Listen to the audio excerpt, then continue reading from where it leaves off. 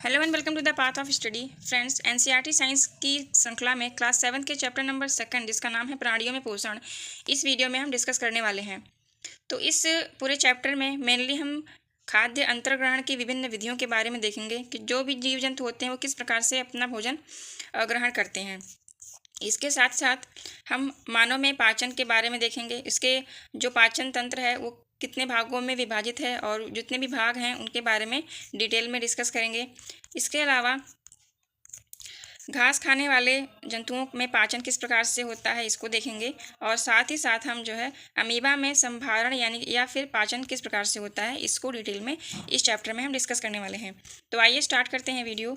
आपने last class में पौधे किस प्रकार से अपना भोजन बनाते थे उसको देखा था, यानी कि पादप अपना भोजन प्रकाश संश्लेषण द्वारा स्वयं बना सकते हैं, परंतु जो जंतु होते हैं वो अपना भोजन स्वयं नहीं बना सकते, यानी कि वो भोजन के लिए प्रत्यक्ष या फिर परोक्ष रूप से पौधों पर डिपेंड रहते हैं।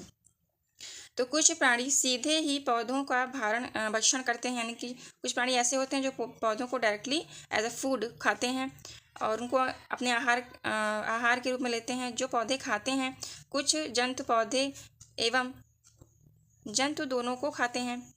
तो कुछ जंतु ऐसे होते हैं जो जंतुओं और पौधों ही दोनों को खाते हैं। याद रखिए कि मानव सहित सभी जीवों को वृद्धि करने, शरीर को स्वस्थ एवं गतिशील बनाए रखने के लिए खाद्य पदार्थों की आवश्यकता होती है। ठीक है। प्राणियों के पोषण में पोषक तत्वों की आवश्यकता आहार के अंतर्गत यानी भोजन ग्रहण करने की विधि और शरीर में इसके उपयोग की विधि सम्मिलित है। तो आइए इसको देख लेते हैं। यहाँ पे आगे बताया गया है कि आपने कक्षा 6 में आप पढ़ चुके हैं कि भोजन के अनेक संघटक होते हैं। स्मरण अगर आपको हो तो वहाँ पे नाम मेंशन करने की बात की गई है। तो कार्बोहाइड्रेट जैसे कुछ संघटक जटिल पदार्थ हैं। यहाँ पे क्लास 6 में आपने पढ़ा था जैसे कि विटामिन है, प्रोटीन है, कार्बोहाइड्रेट है, वसा है। ठीक है। तो ये सभी क्या थे भोजन के यहाँ पे संघटक आप मेंशन कर सकते हैं। आगे यहाँ बताया गया है कि कार्बोहाइड्रेट जैसे कुछ संघटक जटिल पदार्थ हैं। अनेक जंतु इन जटिल पदार्थों का उपयोग सीधे इसी रूप में नहीं कर सकते, अतः उन्हें सरल पदार्थों में बदलना आवश्यक है। जैसा निम्न आरेख द्वारा दिखाया गया है कि जटिल खाद्य पदार्थों को सरल पदार्थों में परिवर्तित होना या टूटना विखंडन कहलाता है और इस प्रक्रम को पाचन कहते हैं। ठीक है।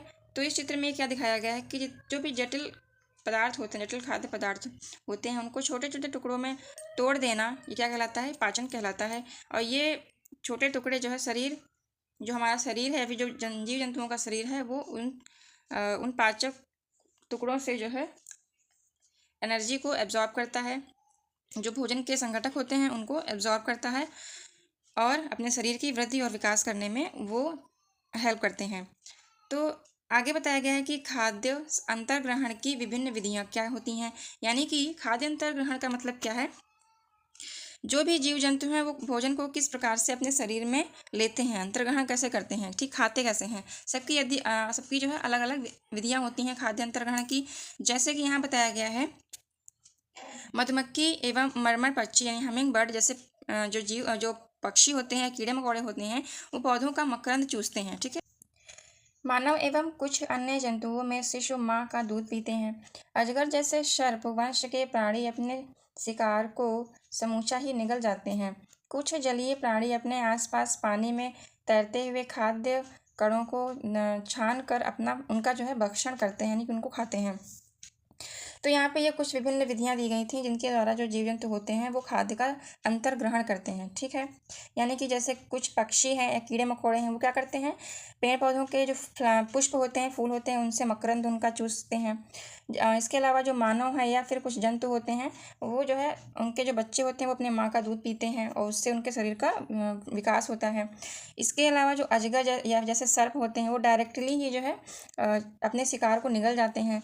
और जो कुछ तैरने वाले जीव होते हैं, जो जलीय प्राणी होते हैं, वो पानी में मौजूद छोटे छोटे सूक्ष्म जीवों को खाते हैं या फिर जो खाद्य के कण उसमें मौजूद होते हैं उनका जो है वो भक्षण करते हैं, यानी कि उनको खाते हैं।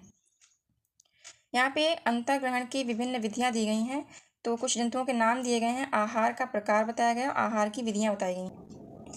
आगे यहाँ पे इस टेबल में अंतर्ग्रहण की विभिन्न विधियों के बारे में बताया गया है। तो एक साइड पे जंतुओं के नाम दिए गए हैं, वहीं बीच में जो है आहार के प्रकार दिए गए हैं और उसके बाद में आहार की विधियाँ दी गई हैं।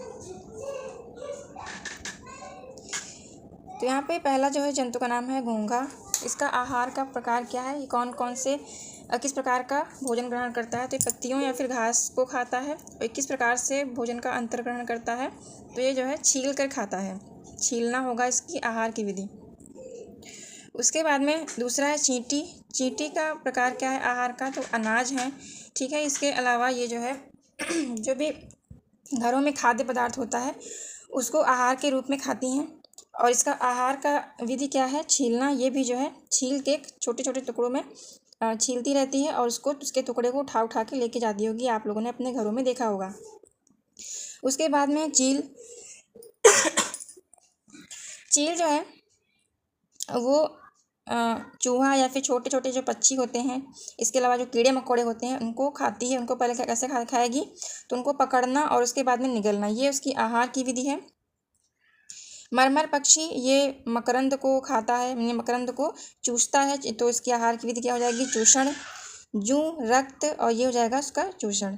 और मच्छर, ये जूं और मच्छर क्या है, इनका आहार रक्त है और ये चूषण के माध्यम से, ये इसकी आहार विधि क्या है, चूषण, यानी कि रक्त को शक करते हैं, चूसते हैं। तितली मकरंद को खाती है, ये मकरंद को ये भी जो है चूषण करती है, चूसती है। और जो मक्खी होती हैं आपके घरों में आपने आसपास देखा होगा, तो ये मक्खियाँ जो हैं खाद्य को जो खाद्य अवशेष होते हैं उनको खाती है या फिर जो सड़े गले खाद्य पदार्थ होते हैं उन पे बैठती है और उनको काट काट के खाती है। तो ये टेबल जो है एक प्रकार से आप यहाँ देख सकते हैं कि अंतर ग्रहण की विभिन्न विधियों को दर्शा रहे। तो यहाँ पे स्टारफिश के बारे में बताया गया है कि जो स्टारफिश होती है वो कैल्शियम कार्बोनेट के कठोर कवच वाले जंतुओं का आहार करती है, यानी कि जो जंतु कैल्शियम कार्बोनेट के कवच के अंदर रहते हैं उनको आहार के रूप में खाती है। और ये जो है कवच खोलने के बाद यह अपने मुख से अपना आमाशय बाहर निकालती है तथा जंतु के कोमल भागों को खाती है।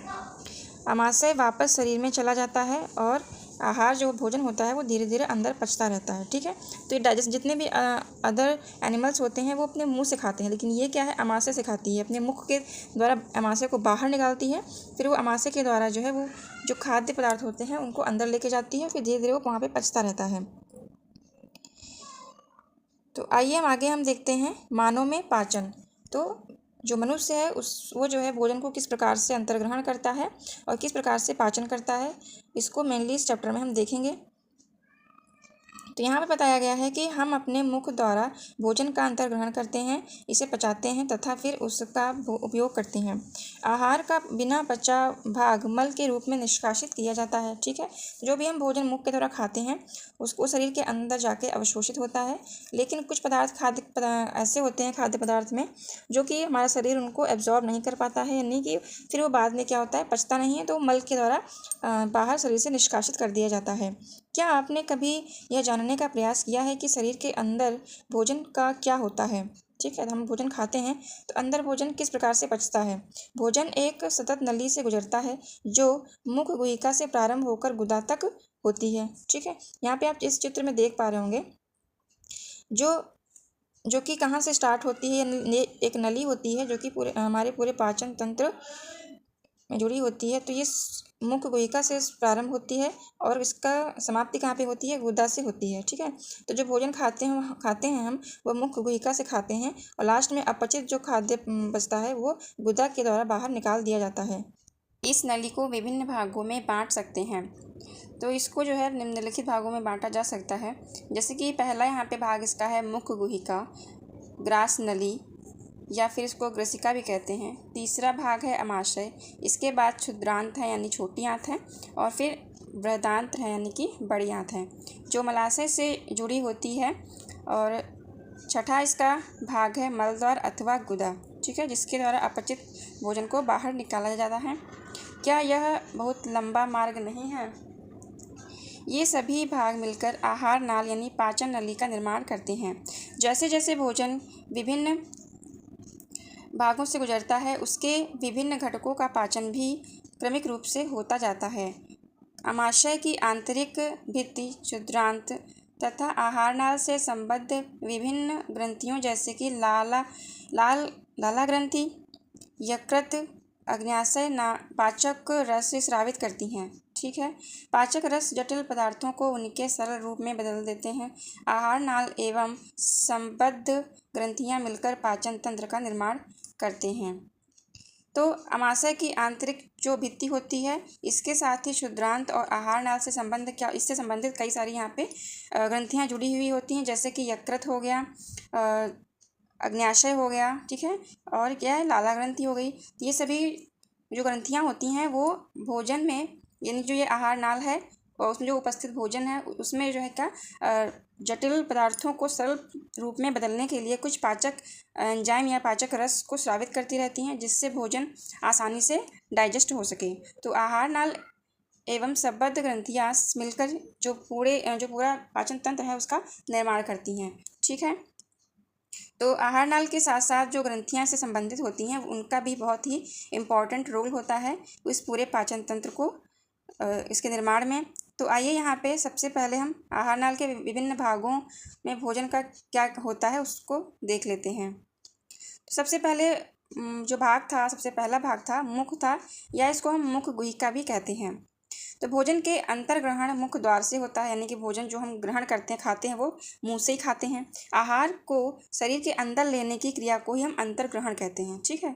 तो जो भोजन हम दांतों से काटते हैं, काटने के पश्चात चबाते हैं, चबाने के बाद जो निकलते हैं, तो यह क्रिया क्या कहलाती है, अंतर्ग्रहण कहलाती है। हम दांतों की सहायता से भोजन चबाते हैं तथा यांत्रिक विधि द्वारा उसे छोटे छोटे टुकड़ों में पीस डालते हैं। प्रत्येक दांत मसूड़ों के बीच अलग अलग गर्तिका यानी कि सॉकेट में धंसा होता है। हमारे दांतों की आकृति भिन्न भिन्न है तथा उनके कार्य भी भिन्न भिन्न हैं। इसके अनुसार इन्हें हम अलग अलग नाम भी दिए गए हैं। तो यहाँ पे चित्र 2.3 में आप देख पा रहे हैं कि दांतों की व्यवस्थित तथा विभिन्न प्रकार के दांतों की यहाँ पे चित्र दिखाया गया है। तो जो सामने के 4 दांत होते हैं उनको क्या कहते हैं, उनको जो है कृंतक नाम दिया गया है। कृंतक कहते हैं, जो कि काटने के काम आते हैं, ठीक है। जो भी आप खाने की बाइट लेते हो तो क्या करते हो, मान लो रोटी का टुकड़ा ले रहे हो आप, तो पहले उसको काटते हो, बिस्किट है ना, काटते हो, वो किन दांतों से काटते हो, कृंतक जो दांत होते हैं आगे के 4 दांत, उनसे ये जो है कोई भी खाद्य पदार्थ है वो काटा जाता है। तो कृंतक हो गया। उसके बाद में साइड के 2 दांत होते हैं जिनको हम क्या कहते हैं, रदनक कहा जाता है। रदनक रदनक जो है वो किसी भी खाद्य पदार्थ को चीरने या फाड़ने का काम करता है। इसके पश्चात अग्र चवर्णक है और फिर चवर्णक है, ठीक है। तो जो अग्र चवर्णक होते हैं और जो चवर्णक हैं, ये सभी जिनको हम आम बोलचाल की भाषा में दाढ़ कहते हैं, ये जो भोजन को पीसने का काम करती हैं, बहुत ही बारीक बारीक टुकड़ों में पीसने का काम करती हैं।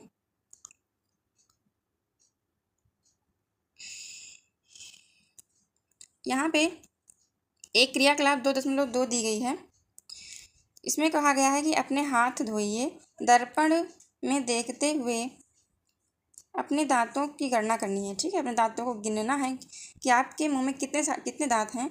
अपनी तर्जनी से दांतों को छू कर महसूस कीजिए, आपके मुख में कितने प्रकार के दांत हैं।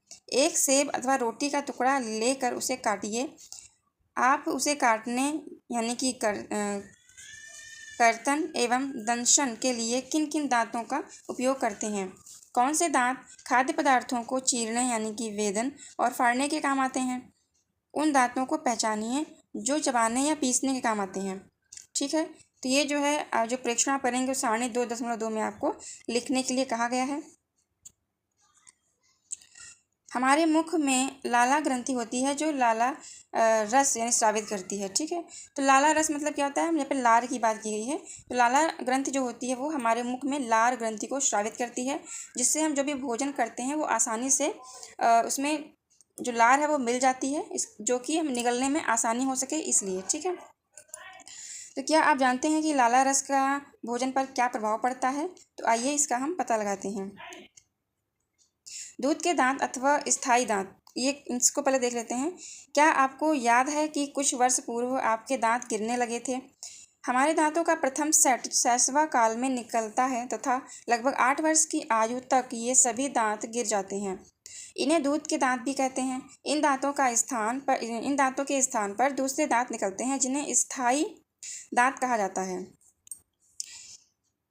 सामान्य स्वस्थ व्यक्ति के स्थायी दांत पूरे जीवन भर बने रहते हैं, तथापि वृद्धावस्था में ये प्रायः गिरने लगते हैं।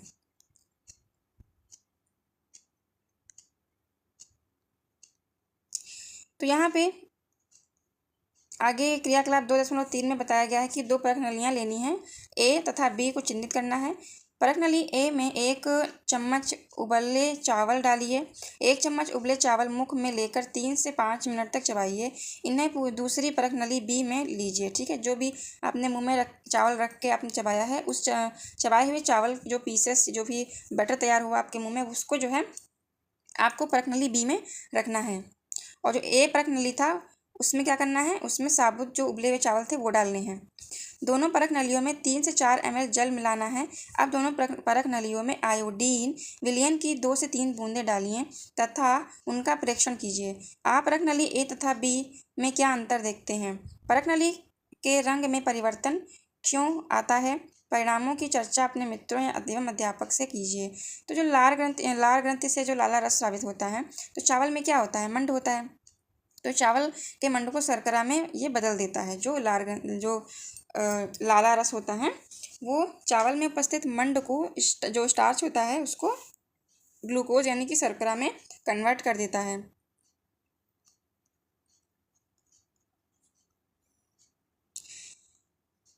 जीभ एक मांसल पेशी अंग है जो पीछे की ओर मुख गुहिका के अधर तल से जुड़ी होती है। इसका अग्रभाग स्वतंत्र होता है और किसी भी दिशा में मुड़ सकता है। क्या आपको जीभ के कार्य ज्ञात हैं? हम बोलने के लिए भी जीभ का उपयोग करते हैं। इसके अतिरिक्त यह भोजन में लार को मिलाने का कार्य करती है तथा निगलने में भी सहायता करती है।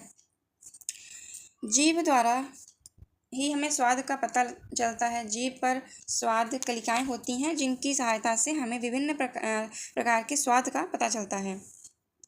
तो स्वाद कलिकाएं होती हैं, हमारी जो जीभ होती है उस पर स्वाद कलिकाएं पाई जाती हैं। यहाँ पे इस कॉलम में मिठाइयाँ और दंत क्षय के बारे में कुछ जानकारी दी गई है। आइए इसे पहले देख लेते हैं। तो सामान्यतः हमारे मुख में जीवाणु पाए जाते हैं, बैक्टीरिया हमारे मुंह में पाए जाते हैं, परंतु उनमें कोई भी हमें हानि नहीं, उनसे हमें कोई भी हानि नहीं होती है। फिर भी खाने के पश्चात यदि हम दांत या मुख साफ ना करें तो मुख में अनेक हानिकारक जीवाणु वास करके वृद्धि करने लगते हैं। ठीक है, यानी कि रहने लगते हैं और अपनी जो संख्या होती है जीवाणुओं की उसमें वृद्धि करने लगते हैं। ये जीवाणु दांतों के बीच फंसे भोजन की शर्करा का विघटन कर अम्ल, जिसको निमोर्चित कहते हैं, तो अम्ल निमोर्चित करते हैं। यह अम्ल धीरे धीरे दांत को क्षति पहुंचाते हैं। इसे दंत क्षय कहा जाता है। ठीक है, तो जो भी हम भोजन ग्रहण करते हैं उसमें जो है क्या मौजूद होता है? शर्करा मौजूद होती है।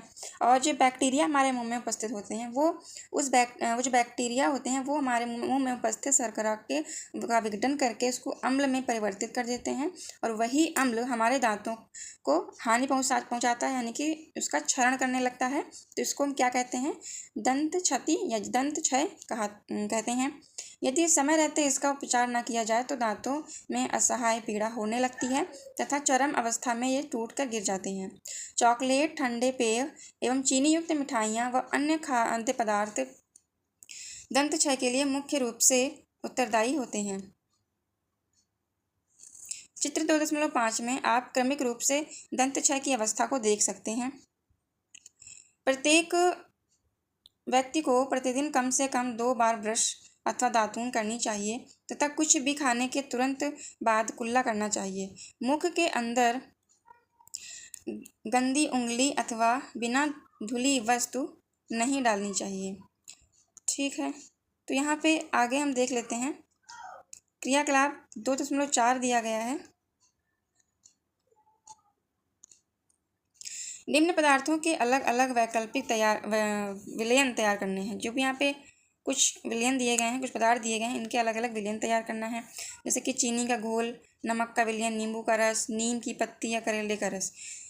अपने किसी मित्र की आंख पर पट्टी बांधकर उससे अपनी जीभ बाहर निकालकर सीधी रखने को कहिए। फिर चित्र 2.6 में दिखाए गए जीव के विभिन्न क्षेत्रों के ऊपर उपरोक्त में से किसी एक विलयन के नमूने की एक या दो बूंदें रखिए। विलयन रखने के लिए दांत कुरेदने की सींग का उपयोग करें। इस प्रक्रिया को अन्य विलयनों के साथ दोहराएं। प्रत्येक विलयन के लिए पृथक पृथक सींग का उपयोग करें। अपने मित्र से पूछिए कि जीभ के किस क्षेत्र में उसे मीठे, नमकीन, खट्टे अथवा कड़वे स्वाद का अनुभव होता है। अपने प्रेक्षण रिकॉर्ड करें और चित्र 2.6 में दिखाए गए प्रत्येक क्षेत्र में उस स्वाद का नाम लिखिए जिसका अनुभव उसके द्वारा होता है। अन्य सहपाठियों के साथ इस क्रियाकलाप को दोहराइए। यानी कि इस पूरे क्रियाकलाप में यानी इस पूरे एक्टिविटी में ये बताने का प्रयास किया गया है कि आप जो है कैसे ये जानेंगे कि हमारे जीभ में जो स्वाद हम महसूस करते हैं उसके लिए भी अलग अलग क्षेत्र होते हैं। ठीक है,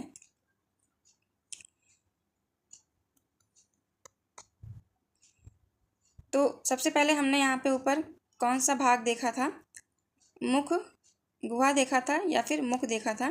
अब आइए हम सेकंड नंबर पर आहार नाल का दूसरा भाग देखते हैं जिसका नाम है भोजन नली, जिसको ग्रसिका भी कहा जाता है। तो निगला हुआ ग्रास नली अथवा ग्रसिका में जाता है। जो भी हम भोजन निगल लेते हैं, ठीक है, मुख में चबाने के बाद, तो वो कहाँ जाता है? वो ग्रसिका में जाता है, यानी भोजन नली में जाता है, फूड पाइप में जाता है। ग्रसिका गले एवं वृक्ष से होती हुई जाती है। ठीक है, तो क्या है, हमारे जो ग्रास नली होती है, ग्रसिका होती है, वो हमारे मुख से होती हुई, जो हमारा चेस्ट है, छाती है, वहाँ से होती हुई नीचे की ओर जाती है। तो ग्रसिका की भांति जो ग्रसिका की भित्ति होती है वो संकुचन से भोजन नीचे की ओर सरकता जाता है। वास्तव में संपूर्ण आहार नाल संकुचित होती रहती है। ठीक है, तो मान लीजिए ये आपकी ग्रास नली है। ठीक है, आपने यहाँ से भोजन ग्रहण किया मुख के द्वारा, फिर वो जो भोजन होता है वो कुछ इस तरह से ग्रास नली में नीचे की तरफ आता जाता है। तो वो किस तरह से आएगा? ठीक है, तो इसमें क्या होता है, संकुचन की क्रिया ग्रास नली में होती रहती है। संकुचन की क्रिया ग्रास नली में कुछ इस प्रकार से होती रहती है।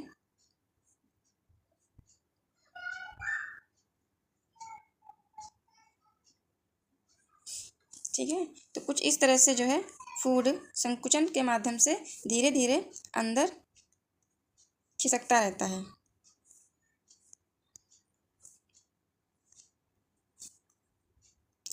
तथा यह गति भोजन को नीचे की ओर धकेलती रहती है।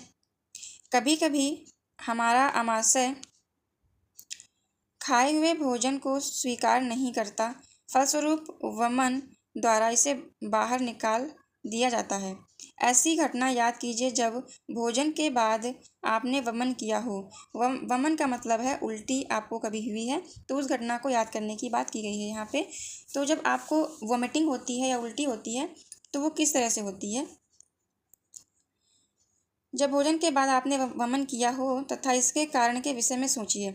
आपने अभिभावकों और अध्यापकों से इस विषय पर चर्चा कीजिए। यहाँ पे चित्र 2.7 में आप देखिए कि ग्रसिका में भोजन की गति हो रही है। ये भोजन है, यहाँ पे देख पा रहे हैं, वो कुछ क्रमिक जो है कुंचन के द्वारा बढ़ता जाता है फूड पाइप में, और बढ़ते हुए वो कहाँ पे आता है? आमाशय में आता है। ठीक है, तो ये जो पूरी पाइप होती है इसको क्या कहते हैं? ग्रसिका कहते हैं। ठीक है, तो किस प्रकार से भोजन विपरीत दिशा में गति करते हुए मुख से बाहर निकलता है वोमिटिंग के दौरान?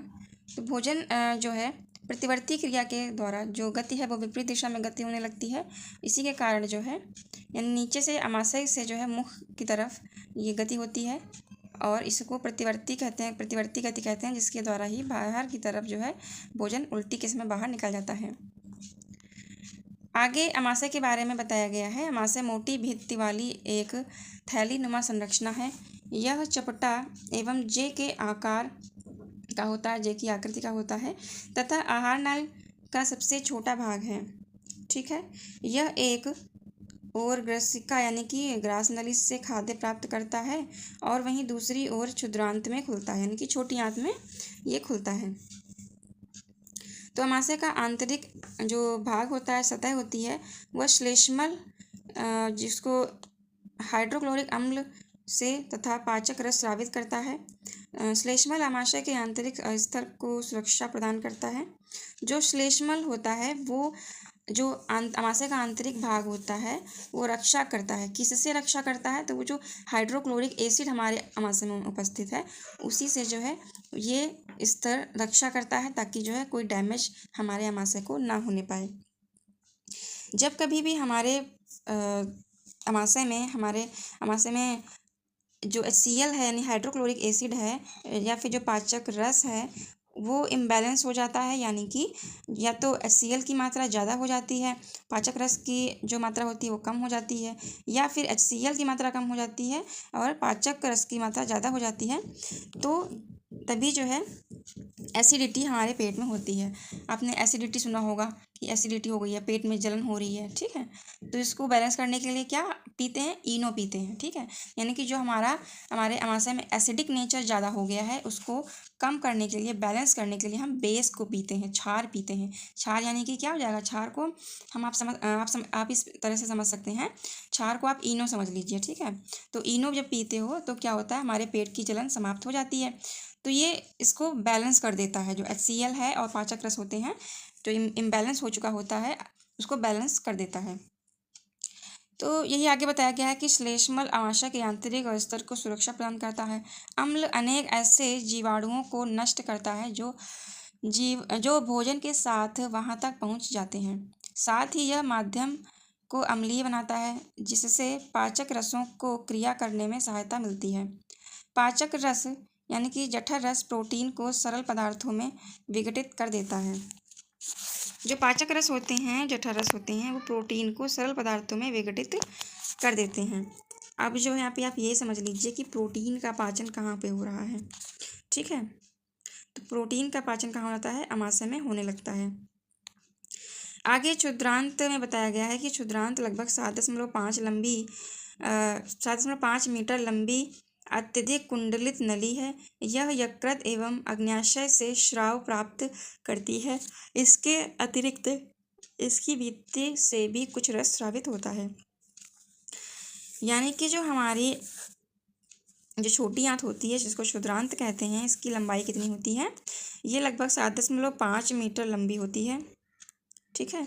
और कुंडलित नली होती है, ठीक। ऐसा नहीं कि वो एक लाइन 7.5 लंबी हो, नहीं, वो आपस में कुछ इस तरह से कुंडलित रहती है, ठीक है। आपस में ऐसे वो कुंडली नुमा अंदर पेट में ऐसे रहती है। यकृत गहरे लाल भूरे रंग की ग्रंथि है जो उदर के ऊपरी भाग में दाहिनी यानी कि दक्षिण की ओर अवस्थित होती है। यह शरीर की सबसे बड़ी ग्रंथि है और यह पित्त रस स्रावित करती है। इसे पित्ताशय कहा जाता है, ठीक है। तो यकृत है वो सबसे बड़ी ग्रंथि है शरीर की, और यह जो है गहरे लाल भूरे रंग की होती है ग्रंथि, जो कि उदर के ऊपर की तरफ दाहिनी और जो है दक्षिण दिशा में स्थित होती है, अवस्थित होती है। और इसी से जो है एक पित्त रस स्रावित होता है एक थैली में, जो कि एक थैली में संग्रहित होता रहता है। तो उस थैली को पित्ताशय कहते हैं, ठीक है। पित्ताशय या पित्त रस वसा के पाचन में महत्वपूर्ण भूमिका निभाता है। अग्न्याशय हल्के पीले रंग की बड़ी ग्रंथि है जो कि आमाशय के ठीक नीचे स्थित होती है। अग्न्याशयी रस कार्बोहाइड्रेट एवं प्रोटीन पर क्रिया करता है तथा इनको उनके सरल रूप में परिवर्तित कर देता है। आंशिक रूप से पचा भोजन अब क्षुद्रांत के निचले भाग में पहुंचता है, जहां आंत रस पाचन क्रिया को पूर्ण कर देता है। कार्बोहाइड्रेट सरल शर्करा जैसे कि ग्लूकोज में परिवर्तित हो जाते हैं। वसा अम्ल एवं ग्लिसरॉल में तथा प्रोटीन जो है वो अमीनो एसिड में परिवर्तित हो जाता है, ठीक है। तो जो जितने भी पोषक भोजन के घटक होते हैं वो इन जो रस होते हैं, जैसे कि जो पाचक रस होते हैं, आंत में जो रस उपस्थित होता है, और पित्ताशय से जो पित्त रस निकलता है, ठीक है। तो ये सभी इन सभी ग्रंथियों से जो रस स्रावित होते हैं उसी से जो है भोजन के जो घटक होते हैं जैसे कि कार्बोहाइड्रेट है, प्रोटीन है, वसा है, ये अपने ही सूक्ष्म फॉर्म में यानी कि छोटे छोटे भागों में परिवर्तित हो जाते हैं, जिससे बॉडी को उन सभी घटकों को एब्जॉर्ब करने में आसानी होती है। तो वही यहाँ पे बताया गया है कि जो कार्बोहाइड्रेट होता है वो सरल शर्करा में जैसे कि ग्लूकोज में परिवर्तित हो जाता है। इसके साथ ही जो वसा होता है यानी फैट जो होता है वो फैटी एसिड और ग्लिसरॉल में कन्वर्ट हो जाता है, यानी कि वसा अम्ल में और ग्लिसरॉल में परिवर्तित हो जाता है। इसके साथ ही साथ जो प्रोटीन होती है वो अमीनो एसिड में परिवर्तित हो जाती है। ठीक है, यहाँ पे ये चीज़ याद रखिएगा आप लोग। उसके बाद में आगे क्षुद्रांत में अवशोषण के बारे में बताया गया है। उससे पहले यहाँ पे इस देख लीजिए कॉलम में कुछ जानकारी दी गई है, इसको देख लेते हैं। तो कभी कभी जब आप जल्दी जल्दी खाते हैं अथवा खाते समय बात करते हैं तो आपको खांसी उठती है या फिर हिचकी आती है अथवा घुटन का अनुभव होता है। यह खाद्य कणों के श्वास नली में प्रवेश करने के कारण होता है। श्वास नली से आने वाली वायु को फेफड़ों तक ले जाती है। यह ग्रसिका के साथ साथ चलती है, परंतु ग्रसनी में वायु एवं भोजन मार्ग एक ही होते हैं। फिर भोजन को श्वास नली में प्रवेश करने से किस प्रकार रोका जाता है? भोजन निकलने के समय एक मांसल रचना होती है जिसको हम वॉल्व कहते हैं। तो वॉल्व का कार्य करती है, जो मांसल रचना होती है वो एक वॉल्व की तरह काम करती है जो कि श्वास नली को ढक लेती है। जब भोजन को ग्रसनी में भेजा जाता है, यानी कि जब भी हम भोजन को निगलते हैं तो जो वॉल्व होती है वो श्वास नली को ढक लेती है, जिससे जो भोजन होता है वो ग्रास नली यानी कि जो ग्रसनी है वहाँ से होते हुए आपके आमाशय में चला जाए। लेकिन कभी कभी क्या होता है, जब हम खाते समय बोलते हैं या फिर खांसी आ जाती है तो उस समय क्या होता है, भोजन के कुछ कण हमारे श्वास नली में प्रवेश कर जाते हैं, जिसके कारण बहुत तेज़ी से खांसी आती है या फिर हिचकी आने लगती है। जिससे क्या होता है, खांसी आने का मुख्य कारण यही होता है ताकि वो आसानी से जो टुकड़ा या जो भी भाग भोजन का श्वास नली की तरफ चला गया है वो वापस वहाँ से वापस कर दिया जाए और वो पुनः जो है ग्रास नली से होता हुआ आमाशय तक चला जाए। तो वही बताया गया है कि संयोगवश यदि भोजन के कण श्वास नली में प्रवेश कर जाते हैं तो हम घुटन का अनुभव करते हैं और हिचकी आती है या फिर हमें खांसी उठती है। आगे नेक्स्ट पैरा में यहाँ बताया गया है अलेक्सिस सेंट मार्टिन का गोली का घाव यहाँ पे दिखाया गया है। तो यहाँ पे क्या जानकारी दी गई है इसको देख लेते हैं। एक विलक्षण दुर्घटना द्वारा आमाशय की कार्य प्रणाली की खोज हुई थी। तो कार्य प्रणाली की खोज, आमाशय किस प्रकार से कार्य करता है, इस बात की खोज कैसे हुई उसके बारे में यहाँ पे बताया गया है। सन 1822 ईस्वी में अलेक्सिस सेंट मार्टिन नामक व्यक्ति गोली लगने के कारण बुरी तरह से घायल हुआ। गोली से वक्ष क्षतिग्रस्त हो गया, यानी कि जो छाती थी चेस्ट वो क्या हुआ, क्षतिग्रस्त हो गया गोली लगने के कारण, तथा आमाशय में एक छिद्र हो गया। और क्या हुआ, आमाशय में जो है एक होल हो जाता है गोली के कारण। उसे विलियम ब्यूमांट नामक अमेरिकी सैनिक चिकित्सक के पास ले जाया गया। चिकित्सक ने उसकी जान तो बचा ली, परंतु वह आमाशय का छिद्र भली भांति बंद न कर सका। उसने छिद्र को पट्टी से ढक दिया। ब्यूमांट को छिद्र में से आमाशय के अंदर झांकने का दुर्लभ अवसर प्राप्त हुआ। उसने कुछ रोचक परीक्षण किए। ब्यूमांट ने देखा कि आमाशय भोजन का मंथन कर रहा था। इसकी भित्ति से तरल स्रावित हो रहा था जो भोजन को पचा सकता था। उसने यह भी देखा कि आमाशय क्षुद्रांत में तभी खुलता है जब आमाशय में भोजन का पाचन पूरा हो जाता है। ठीक है, जब आमाशय में भोजन का पाचन, जितना पाचन होना होता है वो आमाशय में हो जाता है और उसके बाद में आमाशय से भोजन कहाँ जाता है, क्षुद्रांत में जाता है, यानी छोटी आंत में जाता है। तो छोटी आंत में तभी जाएगा, यानी छोटी आंत का दरवाज़ा जो होता है, जो उसका होल होता है, तभी खुलता है जब आमाशय में भोजन का पाचन पूरा हो जाता है। ठीक है, तो क्षुद्रांत में भोजन का अवशोषण किस प्रकार से होता है इसको आइए देख लेते हैं। पचा हुआ भोजन अवशोषित होकर क्षुद्रांत की भित्ति में स्थित रुधिर वाहिकाओं में चला जाता है। इस प्रक्रम को अवशोषण कहते हैं।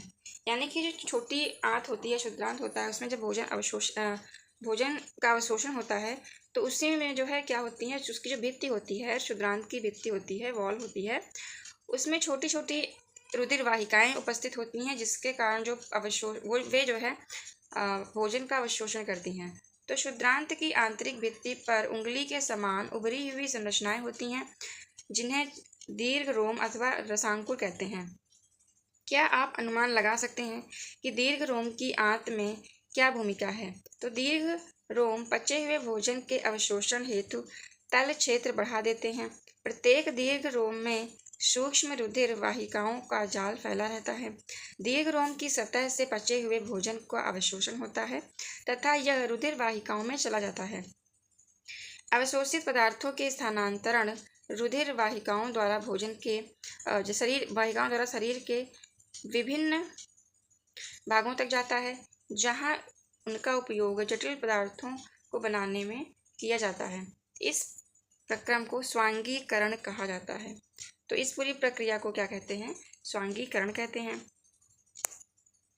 कोशिकाओं में उपस्थित ग्लूकोज का विघटन ऑक्सीजन की सहायता से कार्बन डाइऑक्साइड एवं जल में हो जाता है और ऊर्जा मुक्त होती है।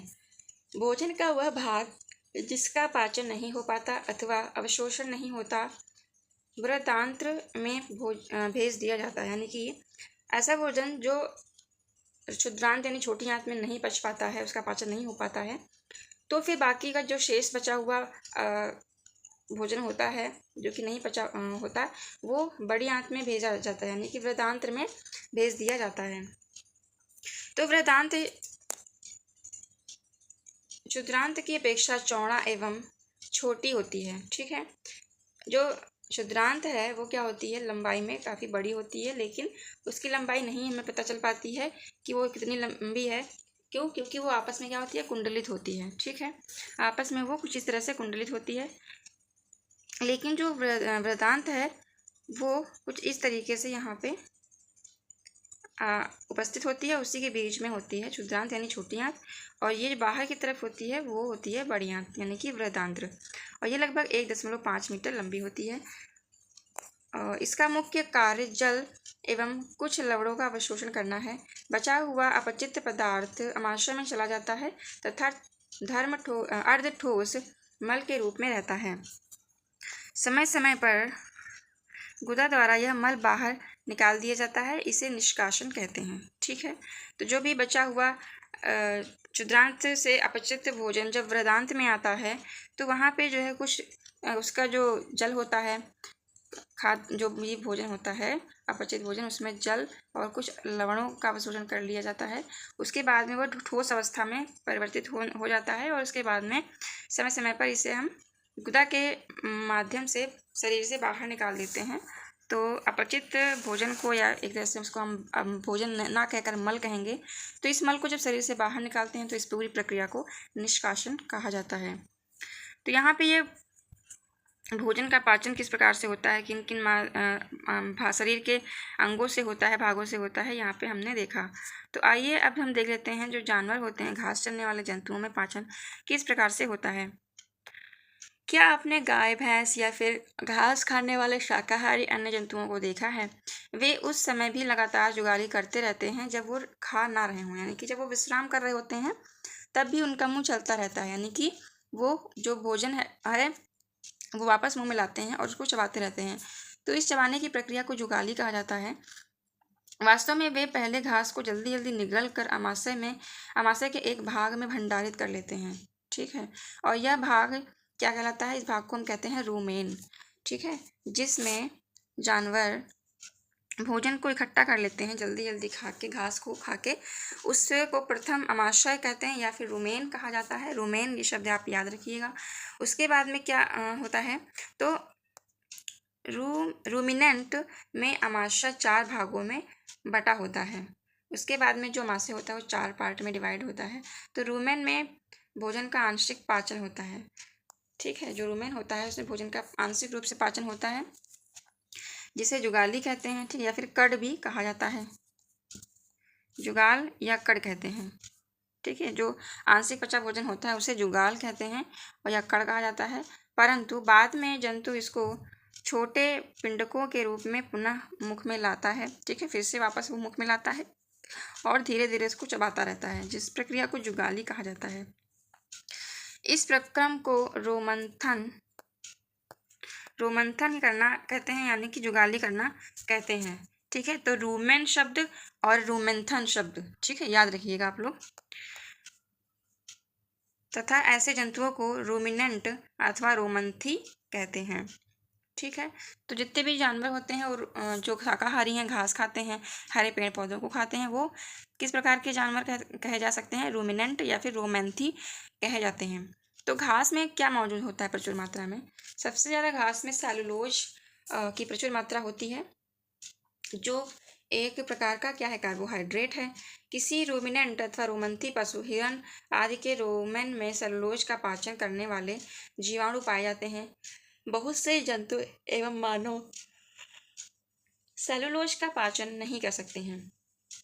ठीक है, तो बहुत से ऐसे भी जानवर होते हैं मानव को मिला के, जो कि सेलुलोज का पाचन नहीं कर सकते। उनका शरीर जो है सेलुलोज को डाइजेस्ट नहीं कर पाता है। जानवरों जैसे कि घोड़ा, खरगोश आदि में क्षुद्रांत एवं बृहदांत के बीच में एक थैलीनुमा बड़ी संरचना होती है, जिसे अंधनाल कहते हैं। क्या कहा जाता है? इसे अंधनाल कहते हैं। और भोजन के सेलुलोज का पाचन यहाँ पर कुछ जीवाणुओं द्वारा किया जाता है, जो कि मनुष्य के आहार नाल में ये अनुपस्थित रहता है। ठीक है, तो जब अंधनाल उपस्थित ही नहीं होंगी, उसमें जो है वैसे बैक्टीरिया या वैसे जीवाणु ही नहीं होंगे जो कि सेलुलोज का पाचन कर सकें, तो इसीलिए जो है मनुष्य या फिर कुछ अन्य जानवरों में सेलुलोज का पाचन नहीं होता है। अब तक आपने उन जंतुओं के विषय में पढ़ा जिनमें पाचन तंत्र पाया जाता है, परंतु ऐसे बहुत से सूक्ष्म प्राणी हैं जिनमें ना तो मुख होता है और ना ही पाचन तंत्र। फिर वे किस प्रकार से भोजन का अंतर ग्रहण करते हैं तथा उसका पाचन करते हैं? खंड 2.4 में आप भोजन ग्रहण करने के एक अन्य रोचक विधि का अध्ययन करेंगे। ठीक है, तो यहाँ पे खंड 2.4 में बताया गया है कि अमीबा में संभारण या फिर पाचन किस प्रकार से होता है। ठीक है, तो उससे पहले यहाँ पे एक बॉक्स में कुछ जानकारी दी गई है, आइए इसको पहले देख लेते हैं। तो कभी कभी आपको जल रूपी पतले मल के बार बार निष्कासन की आवश्यकता होती है। ठीक है, यानी कि हमारा शरीर क्या होता है, कभी कभी बहुत ही पतली मल शरीर से बाहर निकलता है, निष्कासित होता है, जिसे हम लोग आम बोलचाल में दस्त कहते हैं। तो इस स्थिति को क्या कहते हैं? दस्त कहते हैं। और यह संक्रमण खाद्य विषाक्तता अथवा अपच के कारण होता है। ठीक है, या तो फिर हमने कोई पॉइजनस खाना खा लिया हो, ठीक, खाद्य में कोई विषाक्तता हो, या फिर संक्रमित भोजन हो किसी बैक्टीरिया के द्वारा, या अपच के कारण जो है अपच के कारण भी दस्त लग जाते हैं। तो भारत में विशेषकर बच्चों में यह अति सामान्य स्थिति है। चरमावस्था में यह घातक भी हो सकता है। इसका मुख्य कारण शरीर से जल एवं लवण की अत्यधिक क्षति होना है।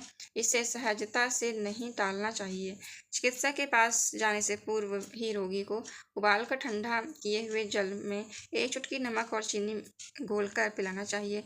इसे जीवन रक्षक घोल यानी कि ORS भी कहते हैं। ठीक है, तो कभी भी आपको जो है दस्त अगर आए हों तो आपकी माँ ने या फिर आपके डॉक्टर ने ORS का घोल आपको दिया होगा। ये जो है शरीर में इसकी कमी को पूरा करता है, लवण की कमी को पूरा करता है, और उसके साथ ही जल की कमी जो हो जाती है उसको भी पूरा करता है।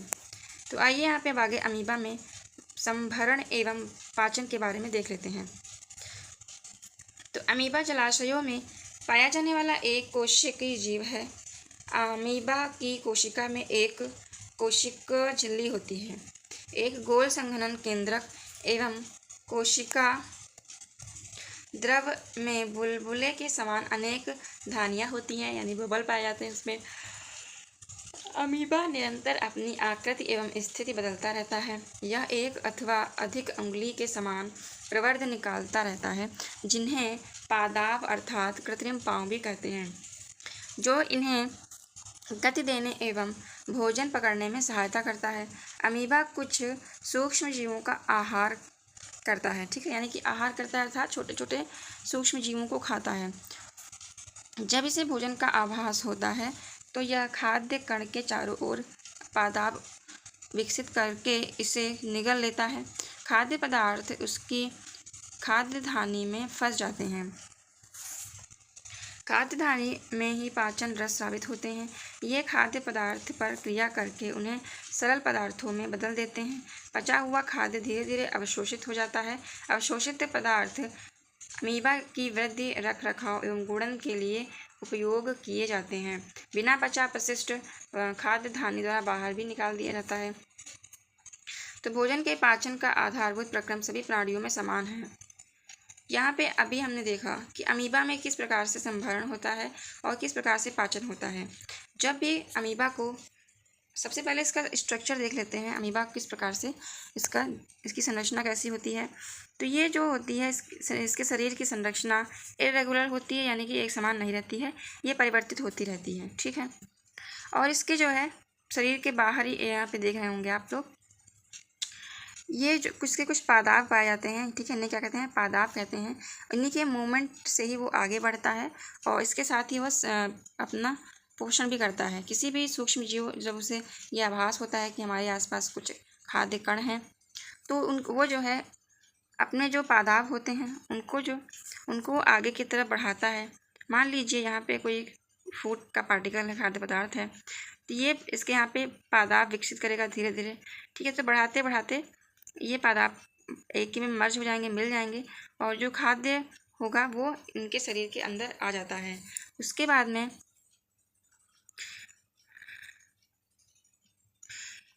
ये जो है खाद्य पदार्थ जो होता है वो खाद्य जो धानियाँ होती हैं जो उसमें ये फंस जाते हैं, और उसके बाद में वहीं उसी में पाचक रस का श्रावण होता है और खाद्य धीरे धीरे अमीबा द्वारा अवशोषित कर लिया जाता है।